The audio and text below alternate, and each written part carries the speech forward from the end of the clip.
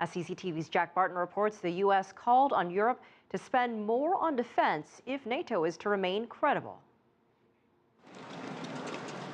The NATO summit ended with U.S. Secretary of Defense Chuck Hagel warning that Russia's actions in Ukraine should act as a wake-up call for the organization. Actions that constitute the most significant and direct challenge to European security since the end of the Cold War. Hagel said the only response was for Europe to reverse a decade of cuts to defense spending or face the risks posed by a weakened alliance. We must continue to uphold the credibility of this alliance and the credibility of the international order that European security has anchored for 7 decades. NATO officials did welcome Moscow's recognition of the new government in Kiev, but called for Russia to pull its remaining troops away from the Ukrainian border and to cease stoking tensions.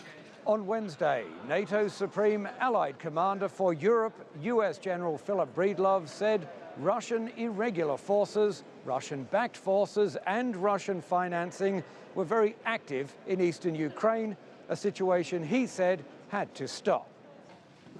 The US also briefed NATO allies on additional military assistance for Ukraine, which was boosted by $5 million on Wednesday.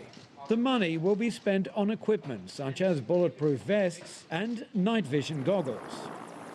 The withdrawal from Afghanistan was also discussed, with the organization's chief insisting the current timetable would be met. We will complete our combat mission by the end of this year, as we promised. Though for the first time, the US military announced that about 1,800 of the nearly 10,000 American troops scheduled to remain in Afghanistan after that deadline would be conducting counter-terror operations. Jack Barton, CCTV, Brussels.